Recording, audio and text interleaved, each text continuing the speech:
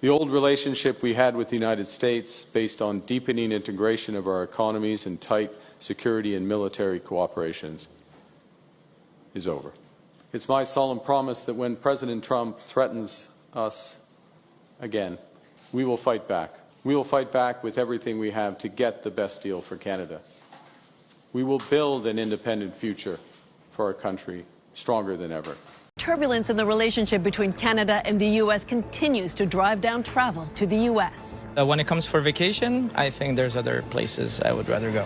The number of Canadians crossing the Canada-U.S. border has reached COVID-era lows. Well, newly released travel data suggests Canadians are still staying away from the U.S., with Donald Trump's trade war leaving many of them making alternative travel plans. Tourism in Las Vegas is in a big slump this summer, costing the city billions of dollars. Some are saying that could signal trouble ahead for the U.S. economy. We are never going to be the 51st state of the United States. I've chosen not to spend money in a country that is being that belligerent about us.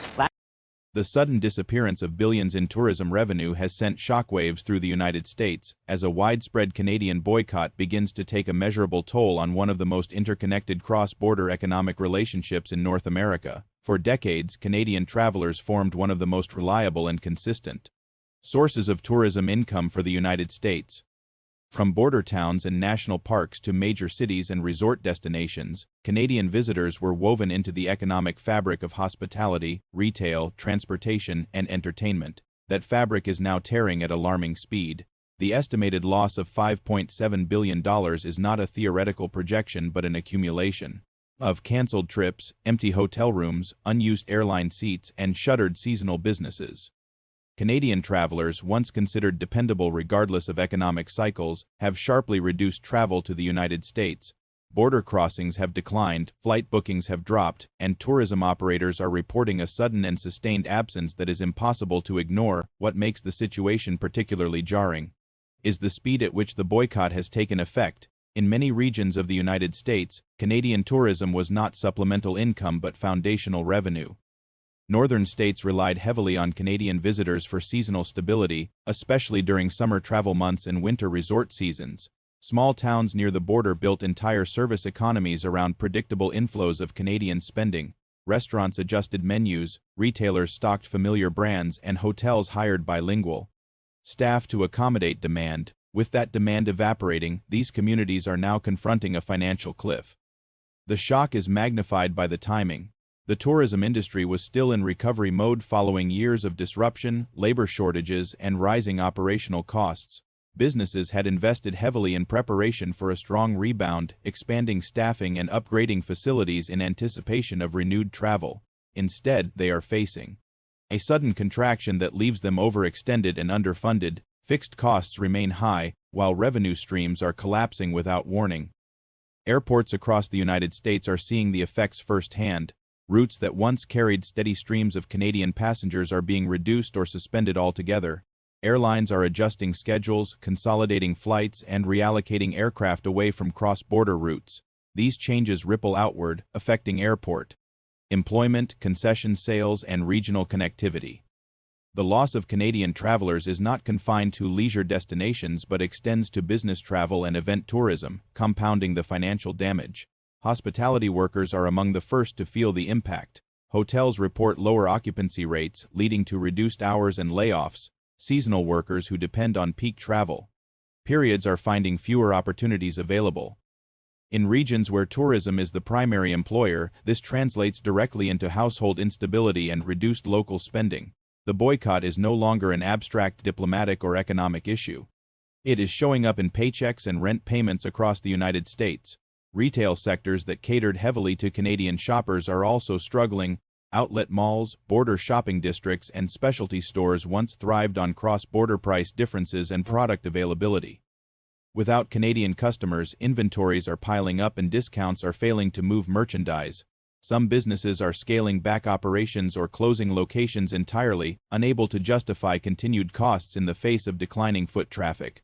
What has intensified the shock is the realization that the boycott is not driven by short-term inconvenience but by sustained consumer sentiment.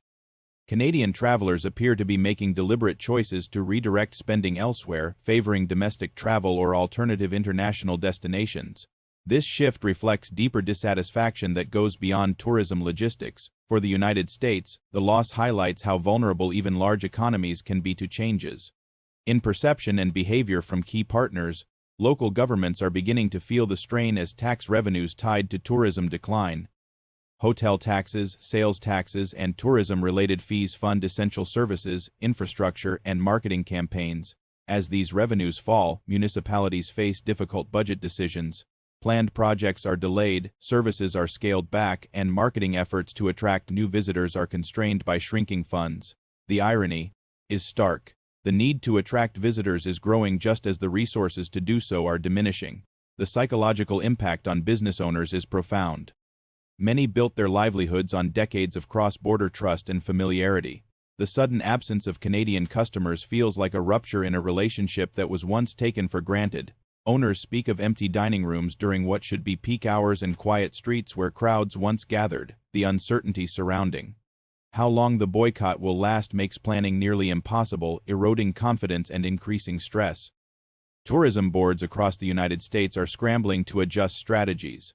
Marketing campaigns are being redirected toward domestic travelers and other international markets, but these shifts take time and money. Competing destinations are pursuing the same audiences, intensifying competition and driving up advertising costs. Replacing Canadian tourism at scale is not a simple substitution. It requires rebuilding demand structures that took decades to establish. The broader economic implications extend beyond tourism alone. Transportation, food suppliers, entertainment venues, and even real estate markets are affected as reduced visitor numbers ripple through supply chains. In some regions, tourism revenue supports property values and investment activity. As income declines, property owners reconsider expansion plans and lenders grow more cautious. The $5.7 billion loss represents not just immediate spending but lost momentum across multiple sectors. The situation has left the United States grappling with an uncomfortable realization about economic interdependence. Cross-border tourism was often viewed as resilient and apolitical, insulated from broader tensions. The boycott has shattered that assumption, demonstrating how quickly consumer behavior can shift when trust erodes. The shock lies not only in the financial figure but in the fragility it reveals. As the boycott continues, questions grow louder about long-term consequences. If Canadian travel patterns permanently change, entire regions may need to rethink their economic foundations. Diversification, once discussed as a distant goal, becomes an urgent necessity. Communities built around tourism face the daunting task of redefining themselves under pressure. The loss of $5.7 billion is already reshaping conversations across the United States. What began as a sudden drop in visitor numbers has evolved into a wake-up call about reliance, perception, and vulnerability. The full impact has yet to be realized, but one thing is clear: the shock has permanently altered how cross-border tourism is understood, and the United States is now confronting the cost of that realization in real time. The consequences of the Canadian boycott on tourism in the United States continue to deepen, revealing layers of economic exposure that were previously underestimated or ignored. What initially appeared as a sharp but manageable decline has evolved into a sustained contraction that is forcing entire regions to reassess their financial survival. The disappearance of Canadian travelers is no longer viewed as a temporary disruption but as a structural shock that is reshaping expectations, planning, and confidence across the tourism-dependent economy. Border regions are among the hardest hit. Towns that once relied on a steady, almost routine flow of Canadian visitors are now confronting unprecedented quiet.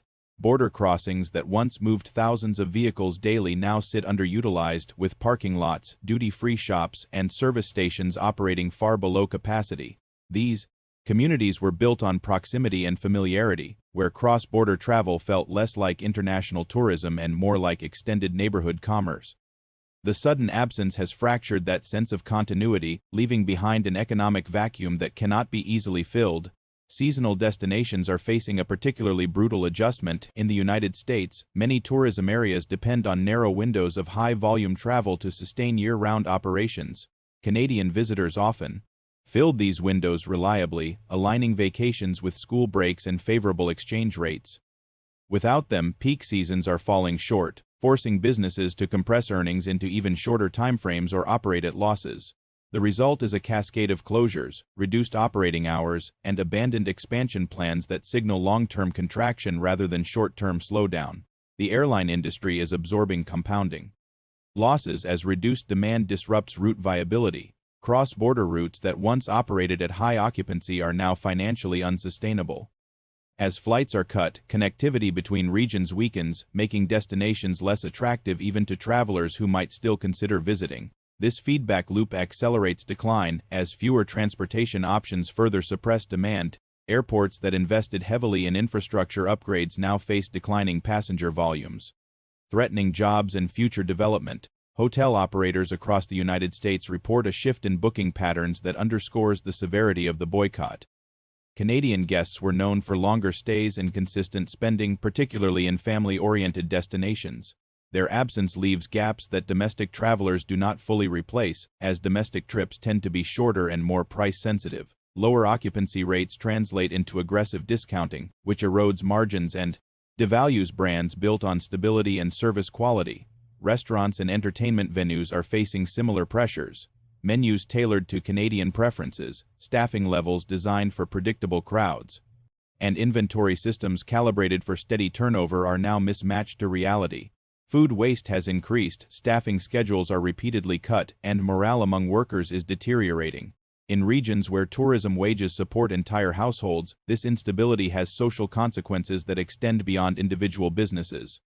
The ripple effects are reaching real estate markets in tourism-heavy areas. Vacation rentals, once buoyed by cross-border demand, are seeing lower occupancy and declining revenue. Property owners struggle to cover mortgages and maintenance costs, leading some to exit the market altogether.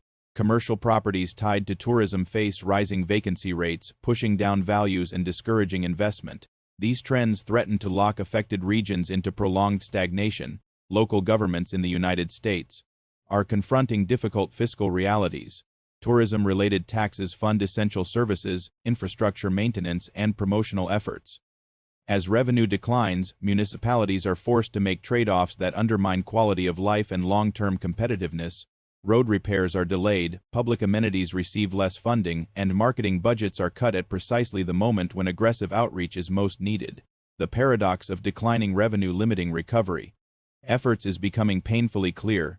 The psychological impact on business owners and workers cannot be overstated. Many invested years, even generations, into building enterprises around cross-border tourism. The boycott has shattered assumptions of reliability and goodwill, replacing them with uncertainty and fear. Planning horizons have shrunk from years to weeks as operators focus on survival rather than growth.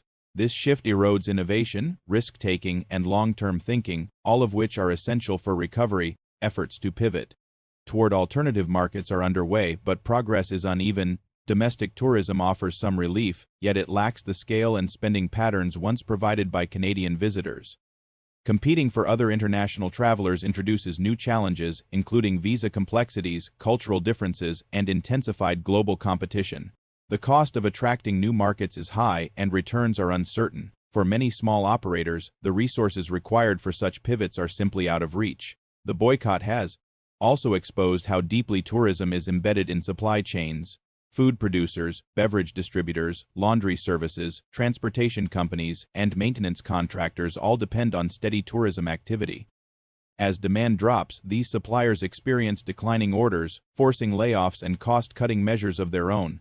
The economic shock propagates outward, touching sectors that rarely appear in tourism statistics but are essential to its functioning. National attention within the United States is growing as the scale of the loss becomes undeniable.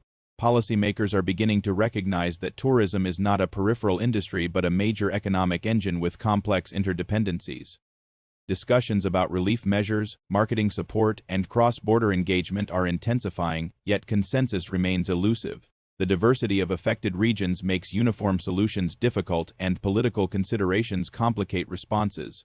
The boycott has also altered perceptions of economic security. Cross-border tourism was long considered resilient, sustained by geography, culture, and habit.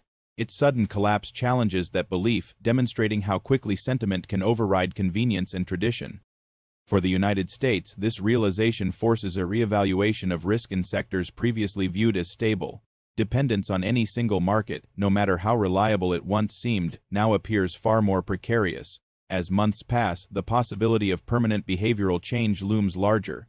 Canadian travelers may establish new habits, discovering alternative destinations and domestic options that satisfy their preferences. If these patterns solidify, recovery for the United States will be slower and more uncertain. The loss of $5.7 billion may represent not just a temporary dip but a recalibration of cross-border travel dynamics with lasting implications. Communities are beginning to confront the need for reinvention. Some are exploring diversification beyond tourism, investing in remote work infrastructure, education, or niche industries. Others double down on tourism, betting on innovation, sustainability, and niche experiences to attract new audiences. Both paths require time, capital, and patience, resources that are in short supply amid ongoing losses. The boycott has become a lesson in vulnerability for the United States. It underscores how interconnected economies are shaped not only by policy and infrastructure but by perception, trust, and consumer choice. The shock is not confined to balance sheets. It touches identity, planning, and confidence across entire regions. As the impact continues to unfold, the true cost of the Canadian boycott becomes clearer. The $5.7 billion already gone represents more than lost revenue. It marks a turning point in how tourism risk is understood and managed. Whether the United States can adapt, rebuild trust, and redefine its tourism strategy will determine not only recovery but resilience in a world where economic relationships are increasingly fragile and sentiment-driven.